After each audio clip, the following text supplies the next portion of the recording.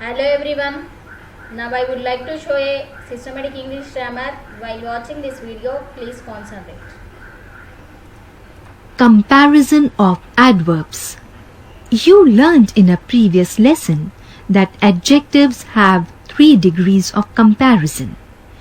You will now learn in this lesson that even adverbs have 3 degrees: positive, comparative, and superlative.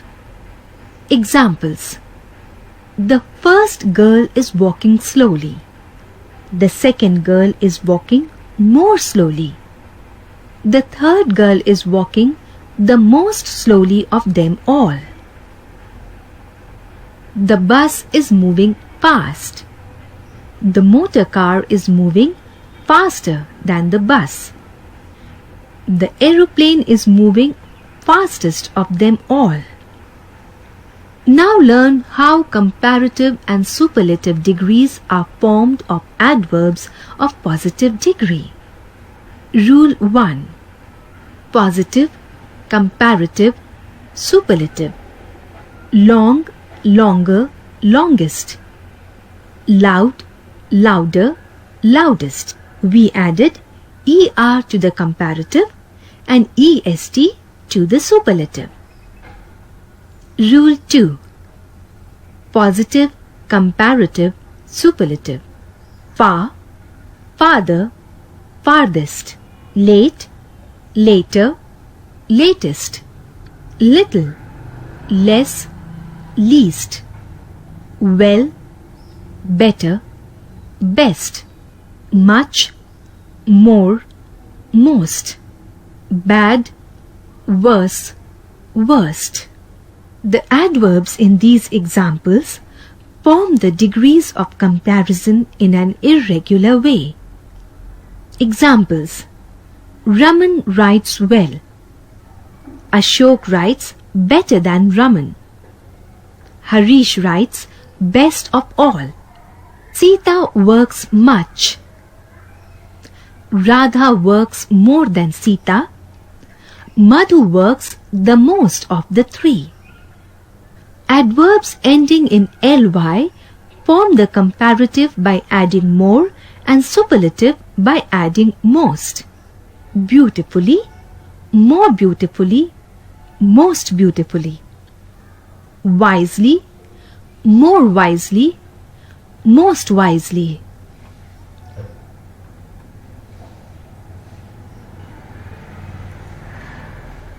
Supply all necessary stops and capitals in the sentence. Mamata, Nikki, Sony all made merry.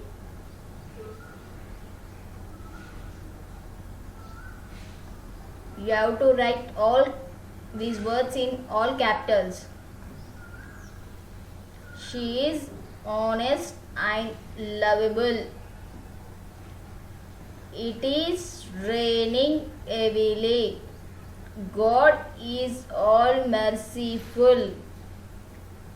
Delhi stands on the banks of river Yamuna.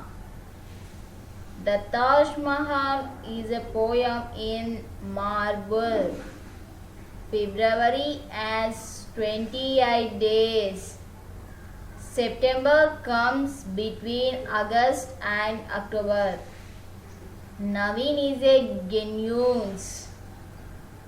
These children's mother is a doctor. Now I will show solutions. Punctuation and the use of capital. Punctuations are very important part of learning English language. Omission or wrong use of stops may altogether change the meaning of a sentence. Example: Peter said the inspector is a fool. Peter said the inspector is a fool. See the difference? The first sentence has no stops. It does not make sense. The second sentence makes sense. Do you know the most common stops or marks of punctuation? Let us revise them quickly. The comma, the semicolon, the colon, the full stop, the question mark, mark of exclamation, the quotation marks. Now learn. The comma makes the shortest pause. It is used to separate a series of words of the same part of speech, as Bali, Ashok, Raman and Sohan met on the road. She lived a noble, honest and pious life.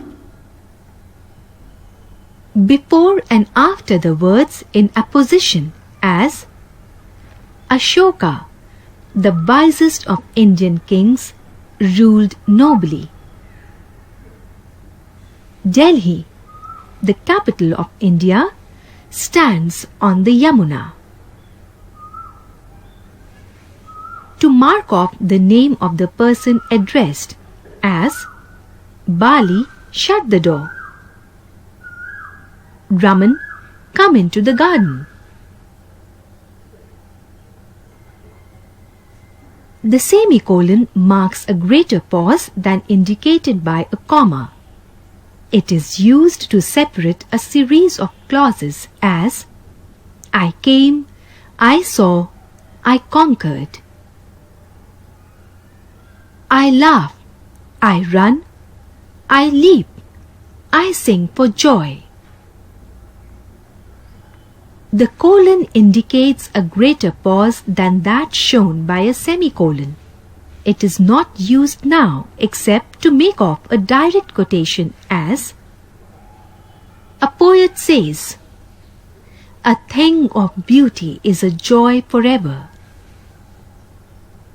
The full stop is placed at the end of an assertive or imperative sentence, as honesty is the best policy. Wait for me till I return.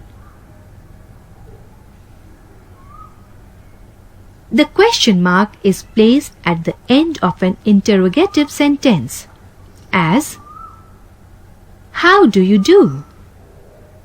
How old are you? The mark of exclamation is used after an exclamatory sentence, as well done. How it rains. What luck. Quotation marks or inverted commas are used to mark off the exact words of a speaker, as the teacher said, time is money. I am fine and happy, she said. Thank you for watching my video. Please subscribe and share it to your friends.